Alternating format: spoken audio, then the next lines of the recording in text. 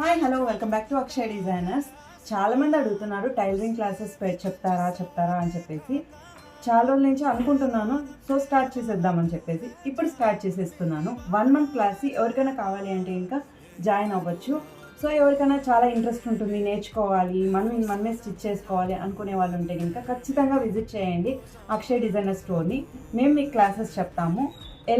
ఎలాగ జాయిన్ అవ్వాలి, ఏంటి అనే డీటెయిల్స్ కావాలి అంటే కనుక స్టోర్ని విజిట్ చేయండి.